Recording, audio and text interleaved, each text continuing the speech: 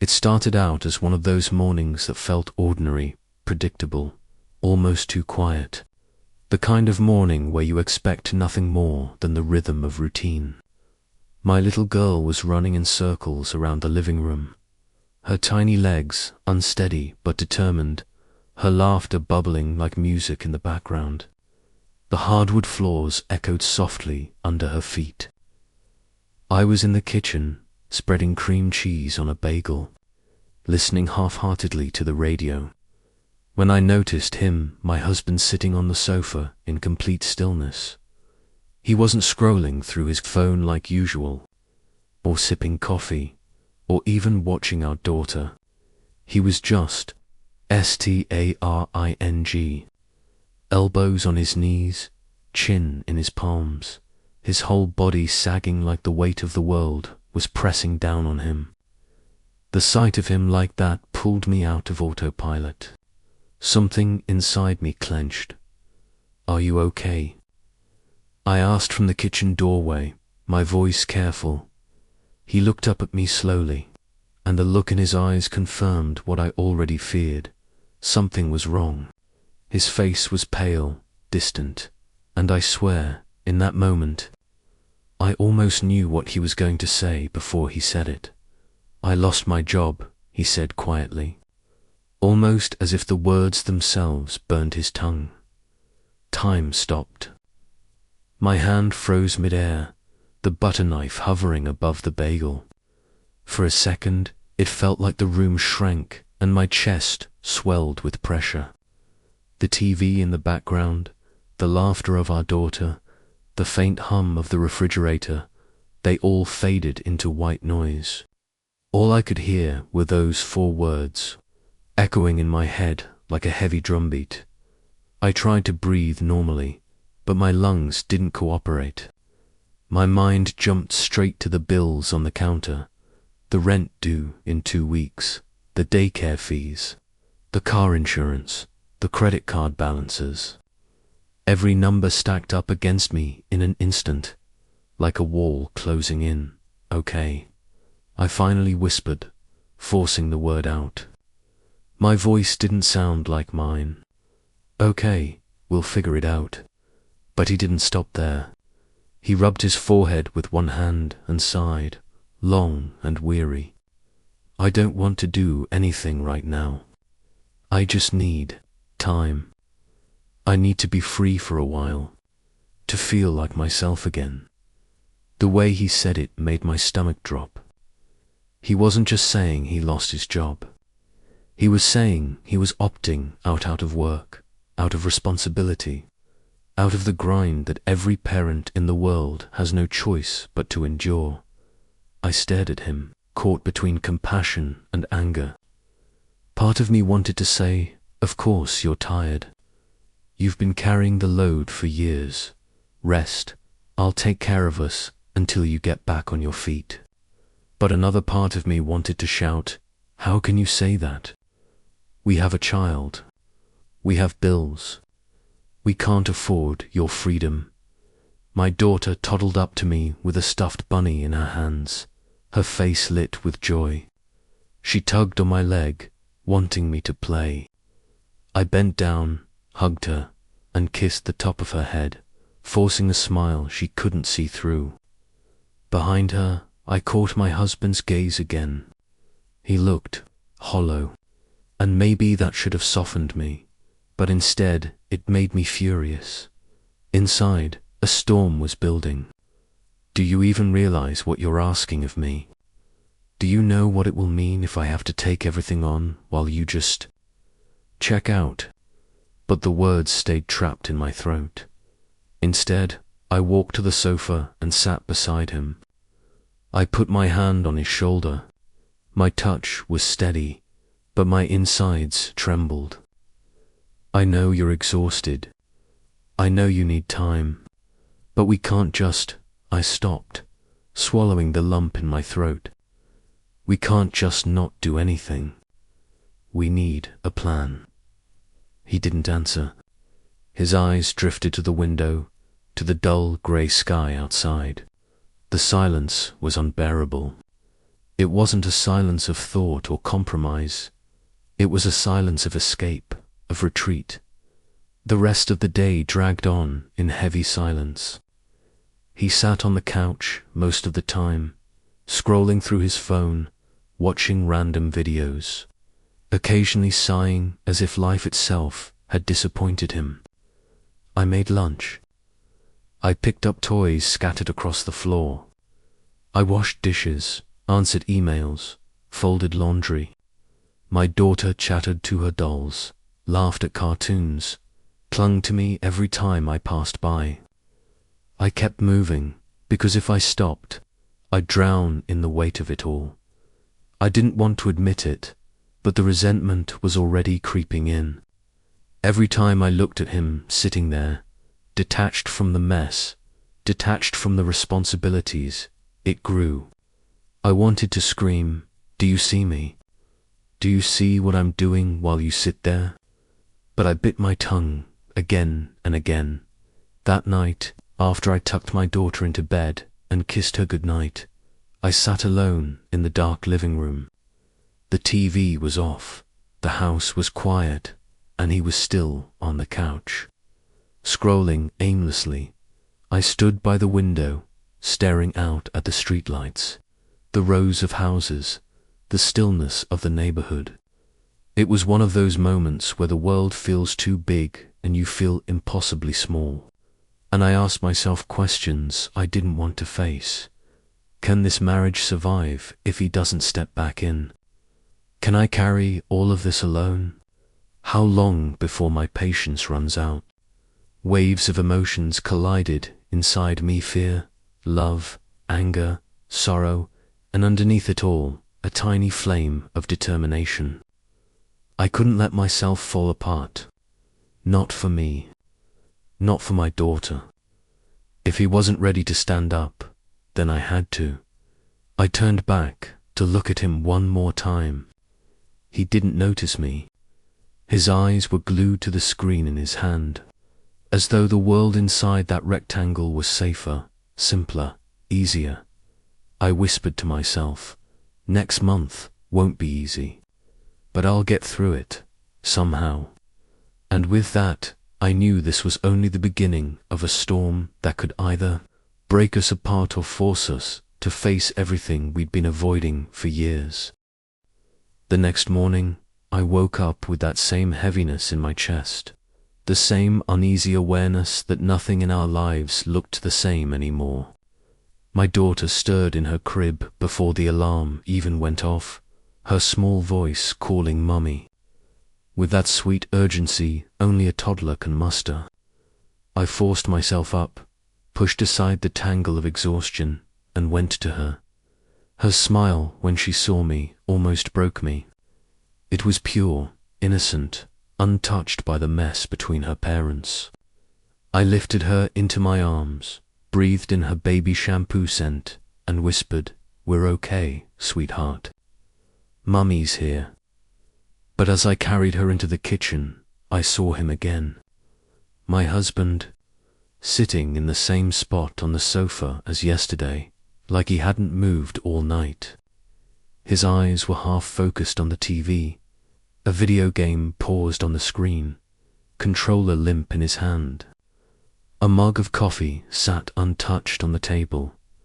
Something inside me snapped, not with rage, not yet, but with a desperate clarity. I set our daughter in her high chair, handed her a piece of toast, and turned to him. "Listen," I said, trying to keep my tone calm, steady. "We need to talk." He glanced at me, just for a second, then back at the screen. "About what?" I wanted to scream about what, like it wasn't obvious. But instead, I walked over, took the controller gently from his hand, and set it on the table. He finally looked at me, his expression wary, as if bracing for an attack. "About us," I said. "About what happens now. You said you need time to rest. I get that, but we can't just drift like this. We have a daughter. We have bills. We have a life. And if you can't work right now, then maybe we switch roles. I'll go back to work. You stay home, take care of her, take care of the house. That way you're not under pressure to find something immediately, and we're not drowning financially either.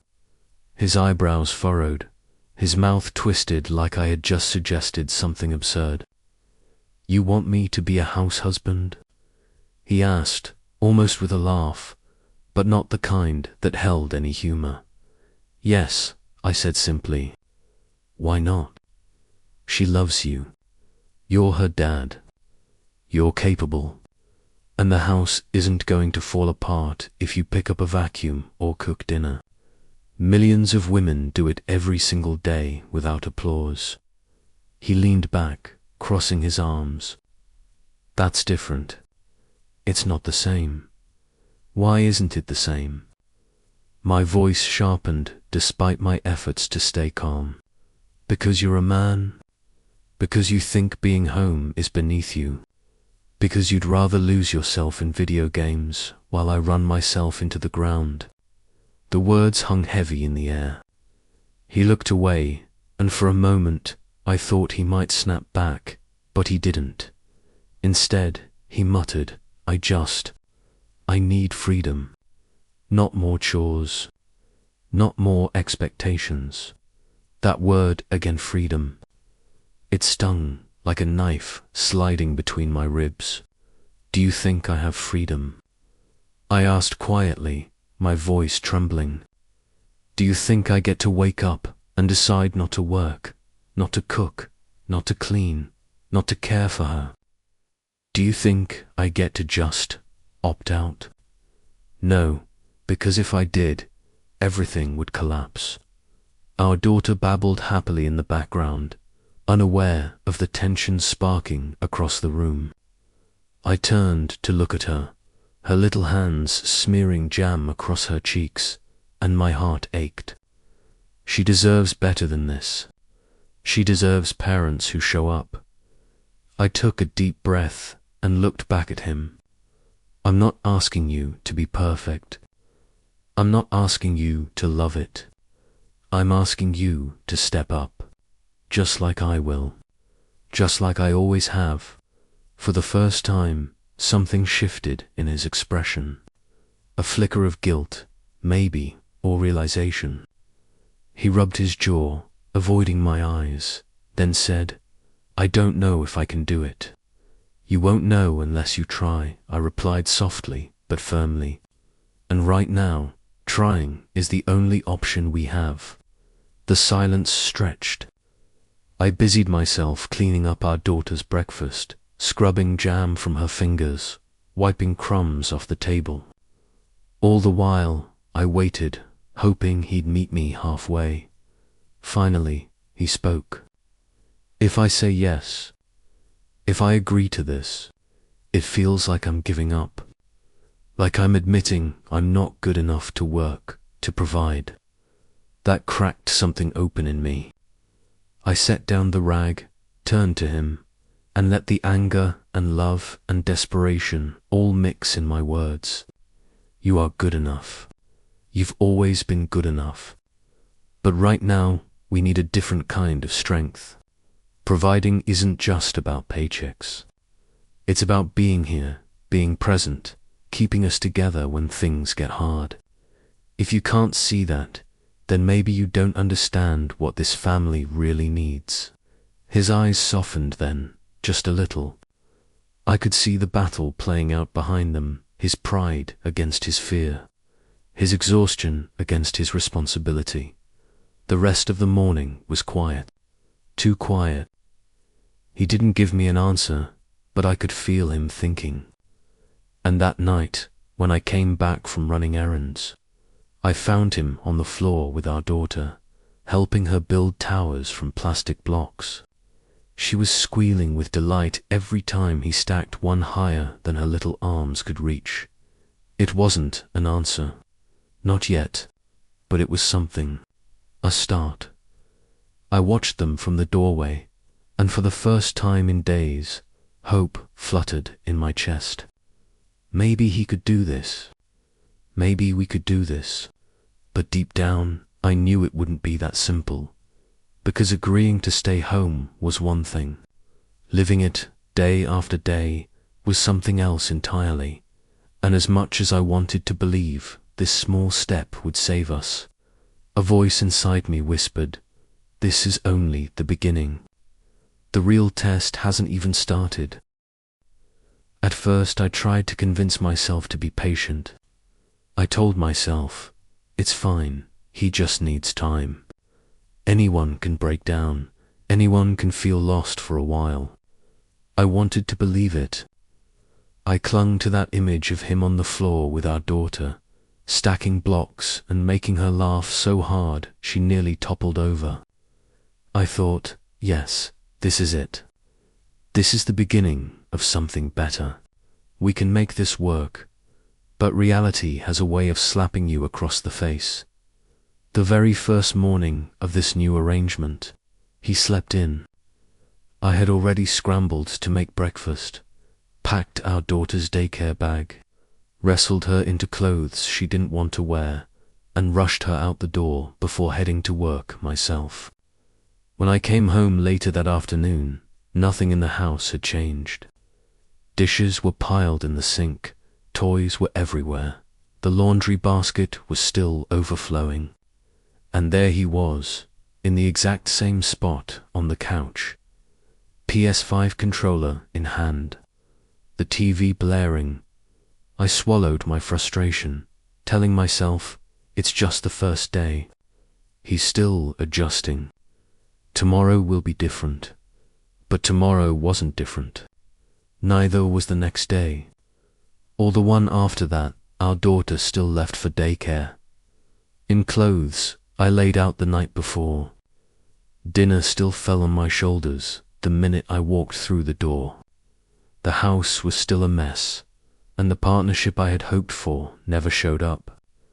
I was working, cooking, cleaning, doing drop-off and pick-up, while he was resting, gaming, hanging out with friends when he felt like it.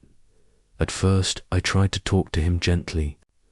One evening, I sat next to him and said, "Look, I can't do this all by myself. I need you to step in, even if it's just a little. Maybe cook dinner twice a week, run the vacuum, pick her up on days I'm stuck late." He nodded distractedly, eyes still glued to the screen. "Yeah, sure. I'll try." But try never turned into action. Day by day, the frustration in me grew heavier. It wasn't loud. It wasn't explosive. It was like a crack in the foundation of a house barely visible at first, but spreading quietly, weakening everything around it. One night, after scrubbing dishes and wiping down counters while he played yet another round of his game, I slid to the kitchen floor. The house was finally quiet, our daughter asleep. The hum of the fridge in the background, his video game soundtrack drifting in from the living room. I buried my face in my hands and sobbed, not just because I was tired, but because I felt abandoned, alone in my own marriage. I asked myself, why am I the only one fighting for this family? Why does the man I married, the man I trusted, feel more like another child I have to take care of?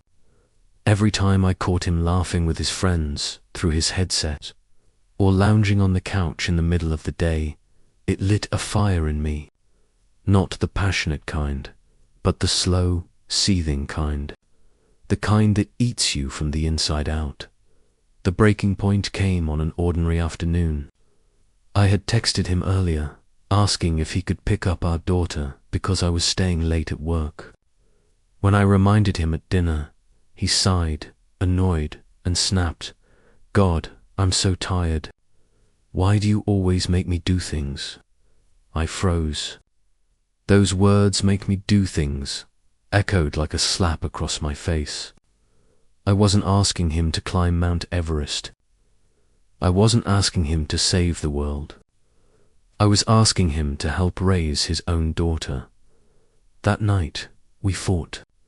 Not a screaming match, but enough to shatter the thin layer of peace we'd been balancing on. He said, "I just lost my job. I need time to recover, to get my head straight." I shot back, "And I need a partner. I can't keep killing myself to hold everything together while you sit on the sidelines. Resting is one thing, checking out completely is another." The words burned as they left my mouth. He glared at me, hurt pride flashing in his eyes. I went to bed in tears, staring at the ceiling in the dark, remembering who he used to be. The man who once held me so tightly when life scared me. The man who beamed with joy the first time he held our daughter in his arms, swearing he'd always protect us. Where had that man gone? But morning came and life went on. I still woke up before the sun, made breakfast, packed bags, hustled to work, hustled back home, because I had no choice. If I collapsed, if I gave up, the whole family would collapse with me. Meanwhile, he still didn't get it. Or maybe he refused to. The resentment inside me thickened. It wasn't just about the dirty dishes or the unmade bed anymore. It was about fairness, about partnership, about feeling like I was carrying a 100-pound backpack while he wandered along beside me, empty-handed. I started asking myself dangerous questions late at night. Am I even in a marriage? Or am I in a contract where I pull all the weight and he just exists next to me? Lying in bed next to him, the silence between us felt wider than the mattress. It felt like a canyon, and if we didn't find a way to build a bridge soon, we'd fall into it. And in the quiet of those nights, one thing became clear. I couldn't let this resentment eat me alive. I needed to draw a line, a real one, before it was too late. I knew I couldn't go on like this anymore. The frustration inside me wasn't just background noise. Now it was a wall, growing thicker every day, pushing us further apart. I could carry the weight of work, of parenting, of endless routines. But I couldn't carry the weight of being alone in this marriage. That night, after I put our daughter to bed, I sat beside her, watching her small chest rise and fall as she slept.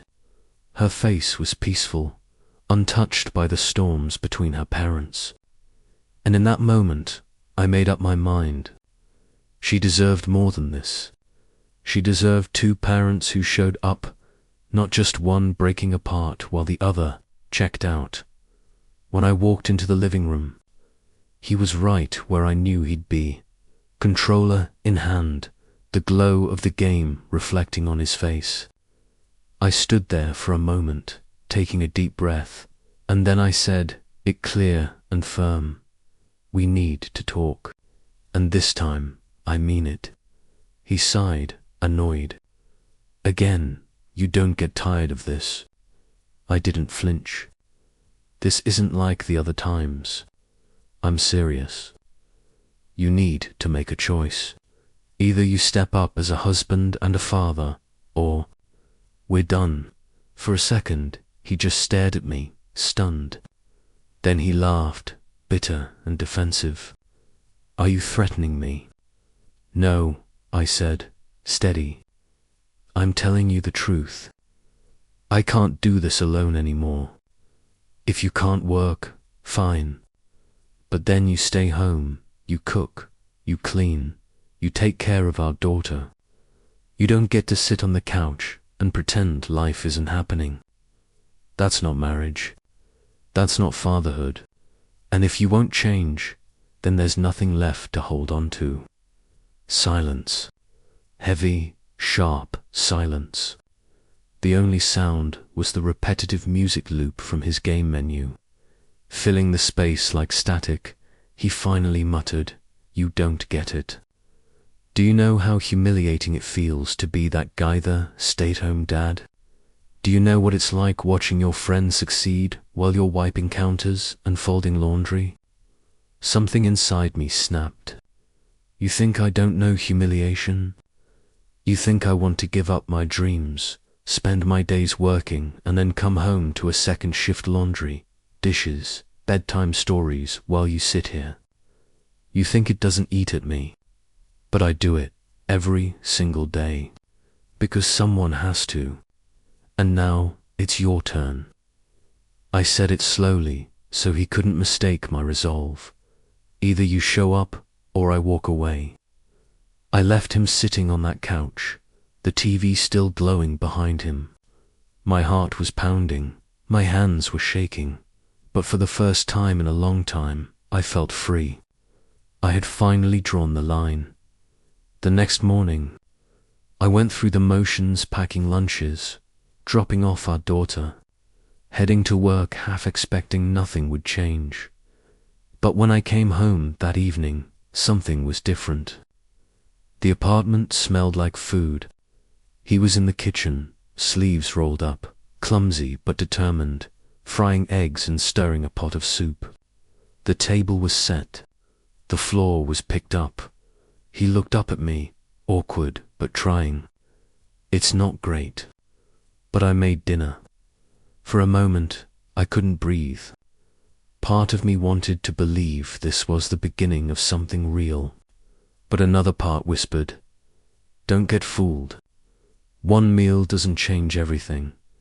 That night we sat together at the table, our daughter chattering about school, his smile faint but present as he listened. It almost felt normal, almost like a family again. And yet, I knew better. This wasn't the finish line. It was only the first step. Real change isn't one meal, one night, one promise. Real change takes time, days, weeks, months of showing up. As I sipped the soup he'd made, I caught his eyes. Hope flickered inside me, but so did fear. Because now the ultimatum had been given, and he had chosen to stay. The question was, for how long? After that ultimatum, the atmosphere in our home shifted, at least on the surface. He started waking up a little earlier, not staying in bed until noon. When I came home from work, the house wasn't spotless, but it wasn't a disaster either. The sink wasn't overflowing with dirty dishes anymore, and every now and then, dinner was waiting on the stove. It wasn't gourmet, sometimes just spaghetti with jarred sauce, but it was effort, and I noticed it. For the first time in weeks, I felt a spark of relief. Maybe he had heard me. Maybe something inside him had finally woken up. But as the days stretched on, I realized how fragile these changes really were.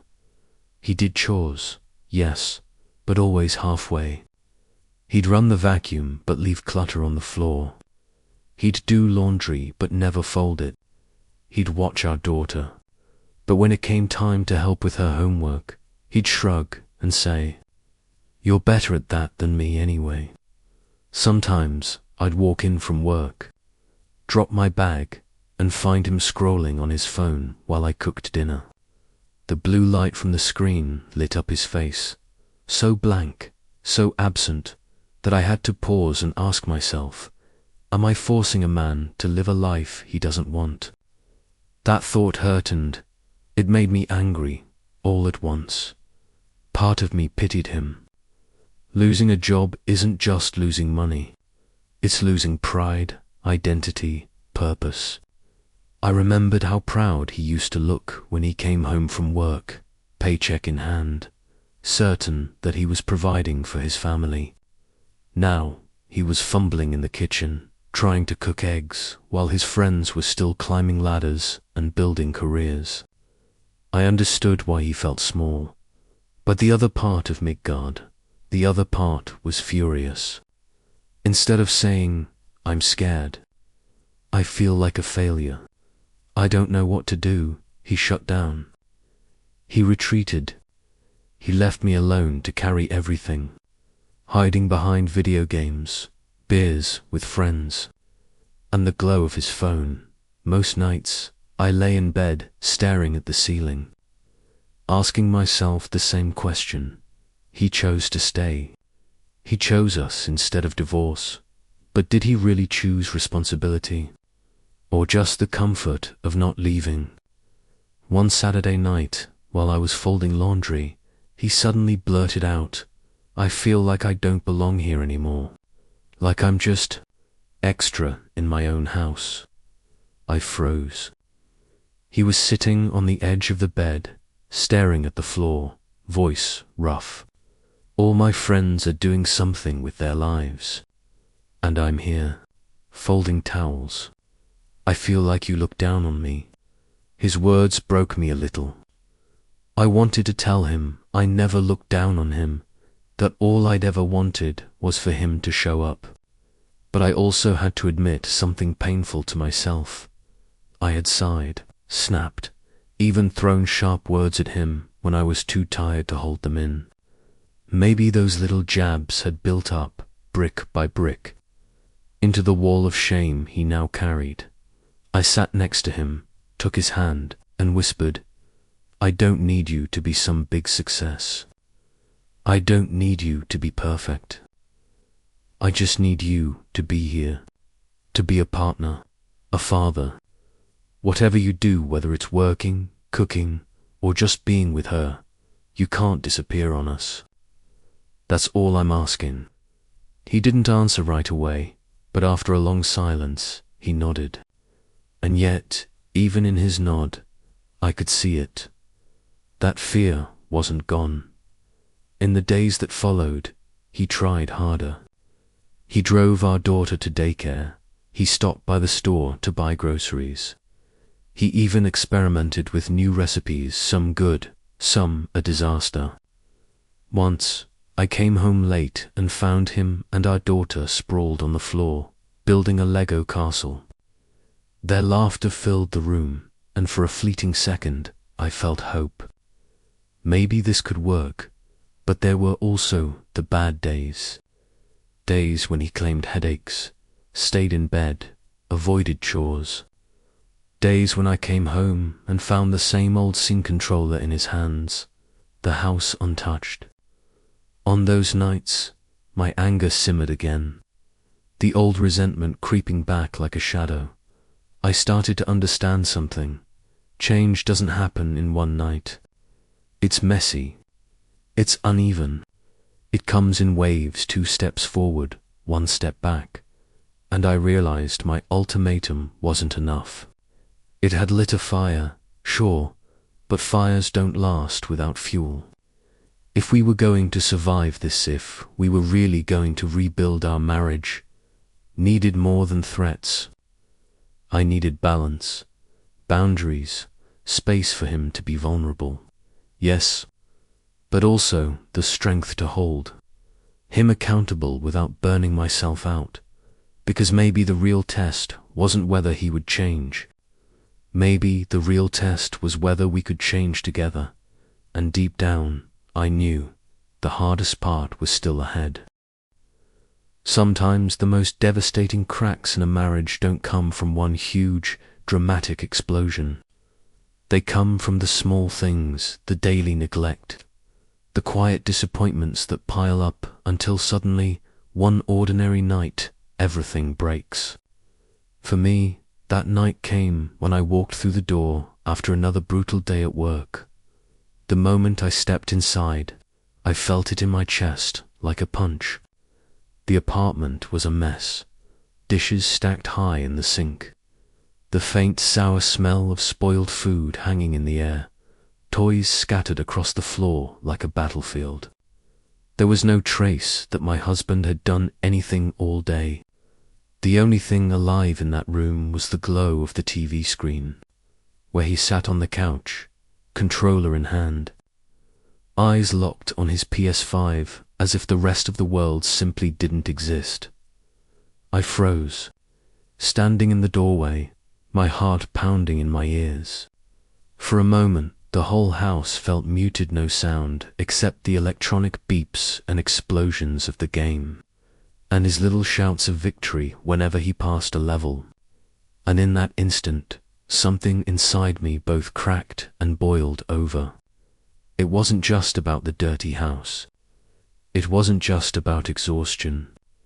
It was about feeling invisible, unappreciated, abandoned in the very life we had promised to share together. My eyes shifted to the dining table. Our daughter's sippy cup lay there, sticky with milk residue, sour and unwashed. The thought slammed into me, had she even had dinner? Or had she just drunk her milk and drifted off to sleep alone? A sharp pain cut through me, deeper than any exhaustion. Nothing hurts a mother more than the suspicion that her child was neglected, even for just one night. I wanted to scream. I wanted to shatter the silence with every ounce of rage that had built up over the past month. But the words stuck in my throat. I just stood there for a moment, staring at the man I once believed would walk beside me through every storm.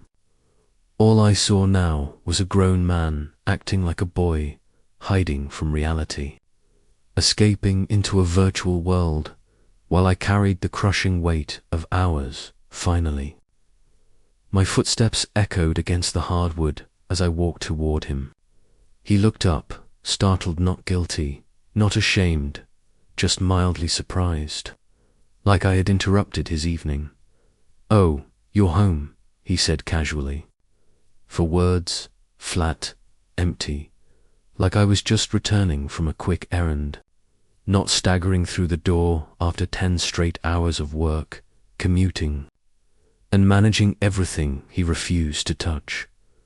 Those 4 words broke me open. "Do you even see me anymore?" My voice cracked, trembling between fury and heartbreak. "Do you see this house? Do you see our daughter going to bed without a proper dinner? Do you see how exhausted I am, holding up this entire family while you sit here pretending none of it matters?" He shifted, sat up straighter, a frown forming on his face. For a second, I thought he'd finally understand. But instead, he let out a sigh and muttered the sentence that made my blood run cold. "You're blowing things out of proportion. I just need more time. More time." The words rang in my head like a cruel joke. How much more time? A month? 6 months? A year? Meanwhile, who was supposed to take care of everything else? Who was supposed to be both the breadwinner and the parent, the maid and the emotional anchor? Did he really think he could just opt out of life while I broke myself holding it all together? The dam inside me burst. I told him everything. Every ounce of resentment, every lonely night, every moment of dragging myself through chores while he laughed with his friends or disappeared into a video game. I told him how unfair it was, how abandoned I felt, how marriage was supposed to be about partnership, not one person carrying the entire world while the other sat back and watched. My words hit like fire.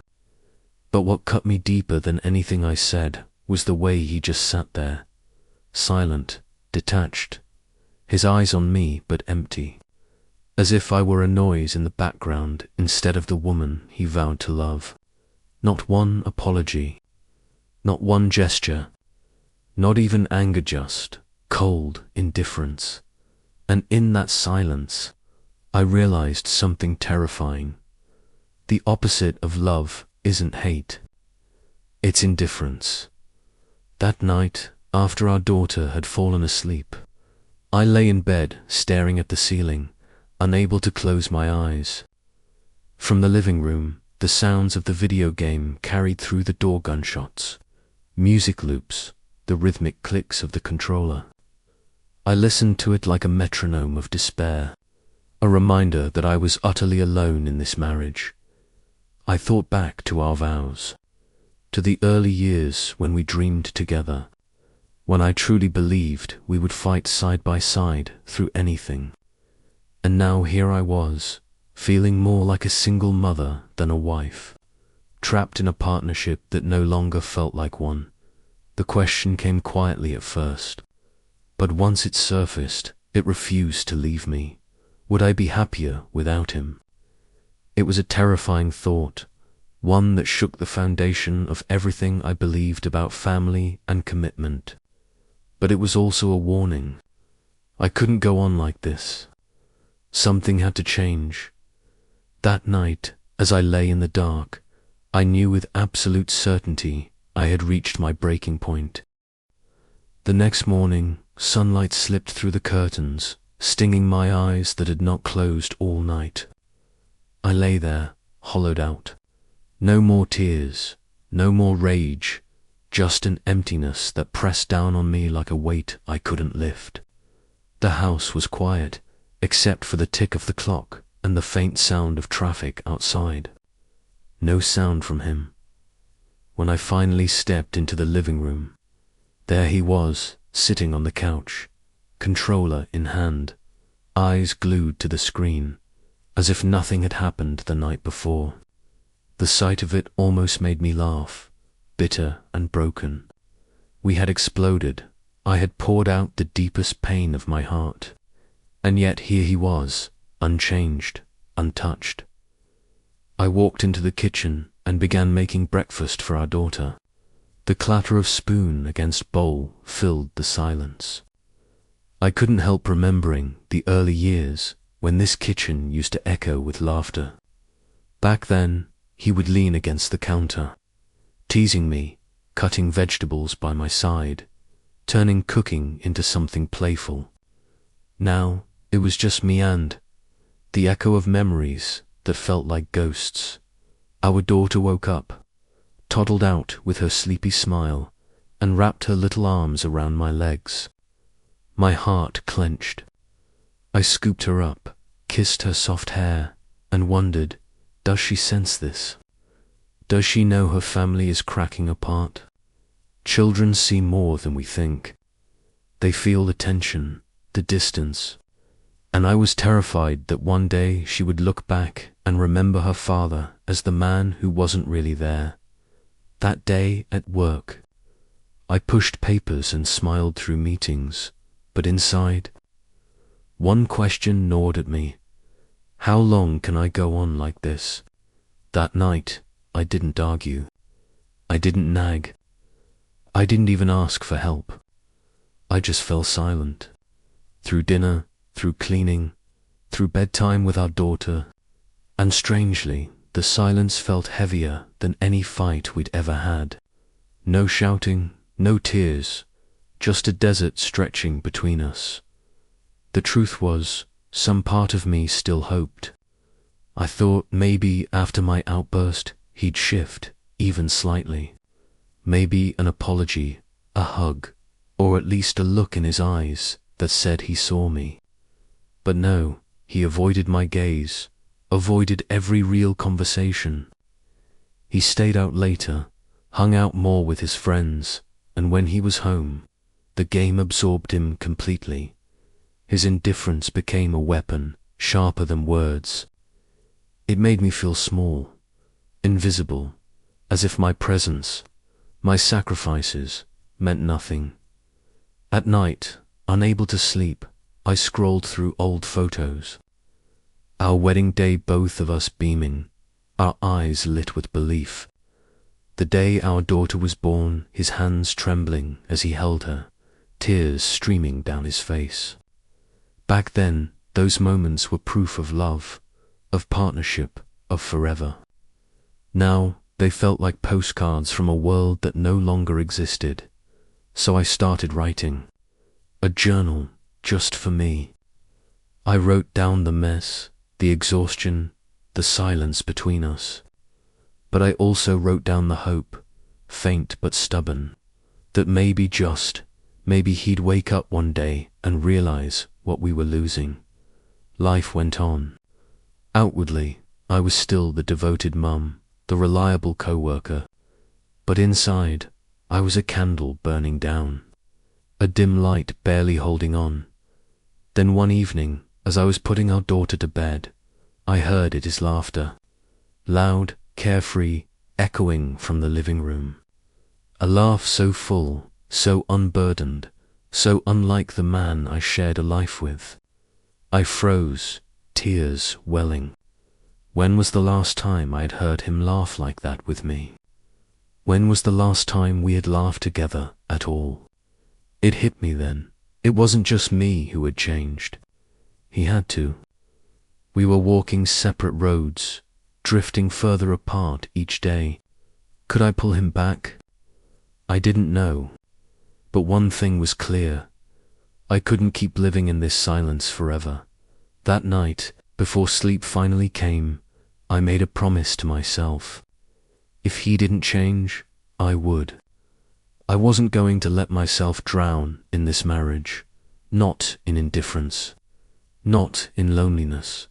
And in that quiet, somewhere deep inside me, a new determination began to rise. After that explosive night, I couldn't just calm down. His promise to change was still echoing in my head. But the anger, the exhaustion, the deep sense of being abandoned, they didn't vanish overnight. The image of my daughter, curled up asleep on the couch in her food-stained clothes, still haunted me. The sound of our fight, his voice breaking as he shouted about shame and failure, kept replaying in my mind. It was a wound that hadn't closed yet, but at the same time, something in him shifted that night. For the first time in months, his eyes didn't look blank or careless. They looked like the eyes of someone who had crashed into rock bottom and was desperate to climb back out. That gave me a sliver of hope, but also fear. Was he truly willing to change, or was he just saying what I needed to hear so I wouldn't walk out the door? The next morning, the house was unusually quiet, heavy with tension. He woke up earlier than usual, moving around as if every step weighed him down. I noticed him collecting laundry, fumbling awkwardly with chores he hadn't touched in months. He wiped down the counters, swept the floor, and kept stopping to glance around like he wasn't sure what to do next. His movements were clumsy, uncertain, like a man relearning how to live. I didn't say a word. I just watched, torn between pity and doubt. The truth was, my explosion the night before wasn't only about dirty dishes, video games, or forgotten chores. It was about the feeling of being left alone in a marriage that was supposed to be a partnership. I had been carrying all the weight, providing, parenting, managing, and, in return, I felt invisible. That was what shattered me. Not just the mess, but the sense that he had checked out of our family while still living under the same roof. That evening, after our daughter went to bed, we sat across from each other again. The silence between us was sharp enough to cut. I asked him quietly, without yelling this time, but with an edge of coldness I couldn't hide. Do you really want to change, or did you just say that to make me stay? He dropped his head, silent for a long time. When he finally spoke, his voice was low, trembling. I do, not because you threatened to leave, but because I'm terrified of losing everything. Of losing you, losing her, losing myself as a husband and a father. I've let myself sink too deep, and now I want to climb out. I don't know how. Hearing that broke me in a different way. For months, I had seen him as careless, selfish, but here he was, admitting the raw truth. He wasn't heartless, he was drowning. Still, I knew sympathy alone wasn't enough. I couldn't carry him out of that pit if he wasn't willing to fight his way up. So I looked him straight in the eye, tears burning down my cheeks, and I said firmly, I can't keep holding this family up by myself. If you can't be the one earning, then at least be the husband and father we need. I need to see you show up, not just as a body on the couch, but as a partner, as a dad. If you keep disappearing into yourself, then we can't keep going. The words landed like a blade between us. He lifted his head slowly, his eyes red, his hands trembling. For a moment, I thought he would snap back, but instead, he exhaled shakily, his whole body tight with struggle. Finally, he whispered, "I'll try. Not because you're forcing me, but because I can't stand the thought of losing this family. I don't want our daughter to grow up thinking her dad was a man who gave up." I sat there, silent, tears streaming down my face. I didn't know how much of his promise was real determination and how much was fear of being abandoned. But I saw something in his eyes that hadn't been there in so long, a flicker, a spark of will. Fragile, yes, but alive. That night, after tucking our daughter in, I lay beside her while listening to the sound of him moving round the kitchen, clattering dishes, wiping counters. For the first time in months, I felt the faintest trace of hope. But right alongside that hope came something heavier, fear. Would that spark in him grow into something that could save us? Or would it burn out, leaving me to face the wreckage alone once again? The air in our house had grown so heavy, it felt like I was living in a room without oxygen. Everything was still in its place, the beige curtains, the framed photos on the shelf, the couch where we once sat together watching movies. But it was as if the soul of the house had vanished. Each time I stepped inside, all I could feel was emptiness, and the silence was so loud it hurt. After our last big fight, an invisible distance opened up between us. We still talked, but only about practical things, bills, dinner, chores. The conversations that used to be full of warmth had been replaced with clipped exchanges, cold and detached, like two strangers sharing a roof. At night, I'd hear her tossing and turning, her back turned to me. Sometimes I'd reach out, wanting to touch her shoulder, but fear would freeze my hand in the air. On the few occasions I tried to close the gap, she'd pull away quickly, like a frightened bird escaping a net. I began to wonder, does love have an expiration date? After enough pain, can two people ever truly return to what they once were? Or was I clinging to a fantasy, something that had already slipped through my fingers? One night, I came home late from work. She was sitting on the couch, the glow of the lamp casting long shadows across her face. Her eyes were fixed on the TV screen, but I knew she wasn't watching. I said hello, and she gave me a small nod, nothing more. That tiny gesture hit me harder than a shout would have. In that moment, I saw her for what she had become to me, a stranger. A stranger living in the same home, sharing the same air, but a stranger nonetheless. Later that night, I sat alone in the living room, the house wrapped in silence. I pulled out my phone and scrolled through our old photos. The first beach trip we took together, her smile radiant under the sun. Her birthday last year, when I surprised her with a necklace she adored. And then one of my favorites, her head resting on my shoulder, her eyes lit with love and trust. I stared at that photo until my vision blurred. Somewhere along the way, that light had dimmed, and I couldn't tell when it had gone out. Deep down, I knew we couldn't keep living in this limbo. Silence wasn't healing us anymore.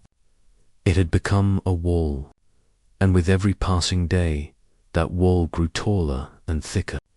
If we didn't break it down, it would bury us both. The next morning, I made a choice. I walked into the kitchen while she was making coffee. The steam rose from the white mug, the smell filling the air, but there was no warmth in it. I took a deep breath, steadied my voice, and said, "We need to talk. Not about bills, not about chores, about us. And please don't say later. We need to talk now." She froze, the spoon suspended in mid-air. For a moment, silence stretched between us like a taut rope. Then she slowly set the cup down and walked into the living room. I followed, my heart pounding like a drum, as if I were marching into a final battle.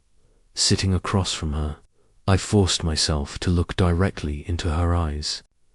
It was the first time in weeks I had dared to really look. Those eyes had once been my refuge, my safe place. Now, all I saw was exhaustion, confusion, and a deep sadness that cut me to the bone. My voice cracked, but I asked anyway, "Do you still want to be with me? Do you still see us in the future?" The silence that followed was unbearable. I could hear the ticking of the wall clock, every second dragging out like an eternity. My chest tightened with every beat of my heart. She lowered her head, her fingers twisting together nervously, as if searching for the right words. I sat there, rigid, terrified of the answer yet desperate for it, because by then I knew the truth, no matter how painful, was better than the slow suffocation of silence. That night, I realized something. We were standing in the very heart of a storm. And storms like this don't pass quietly. They either tear everything apart or clear the air, leaving behind something raw but real, and the storm of truth was about to decide everything for us. The air in the room felt suspended, as if even time itself was holding its breath. I sat across from her, my heart pounding so loudly I wondered if the walls could hear it. One part of me clung to hope that she might say something that could save our marriage. The other part was frozen in fear that her words might end it all. She kept her head bowed for a long time, shoulders trembling slightly. Her fingers were tightly interlaced, knuckles pale from the pressure. Watching her like that, I felt a knot form in my throat. It was as though she was fighting a storm inside herself, struggling to put into words the truth she didn't want to face. Finally, she lifted her head.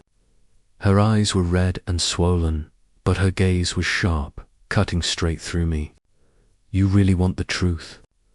Her voice was raspy, but steady. I swallowed hard and nodded. "I've thought about leaving you. Not once, not twice, many times. There were nights I lay beside you, staring at the ceiling, asking myself if I was wasting my youth, wasting my love. I'm exhausted from doing everything alone. I'm exhausted from feeling like your struggles mattered more than mine, while my pain, my fatigue, were invisible. Sometimes it feels like it's just me and our daughter in this house, and you're somewhere far away, living in a different world." Her words pierced me like blades. My first instinct was to defend myself, to say I'd been drowning in my own exhaustion, my own emptiness. But I bit my tongue, because deep down I knew she was right. I had left her alone to carry the weight I should have shared. She went on, her voice quieter now, but heavier. "But then I think about our daughter. I think about the days when we were happy, about the way you held her as she slept, or the silly things you said that made me laugh when I needed it most. I can't deny that I still love you. That love hasn't vanished. It's just buried under layers of disappointment and hurt. And I'm terrified that if I walk away, I'll regret it for the rest of my life." Tears blurred my vision, hot and relentless. I lowered my head, my voice cracking. "I'm sorry. I've been selfish. I let my exhaustion become an excuse to abandon my responsibilities. I let you carry everything on your own when I should have been right there with you. I can't undo what I've done, but I don't want to lose you. I don't want to lose this family." She stared at me for a long time, her silence louder than any scream. Then, slowly, she shook her head. Her eyes shimmered with unshed tears, but her tone was firm. "Do you really think an apology fixes this? It doesn't. not anymore.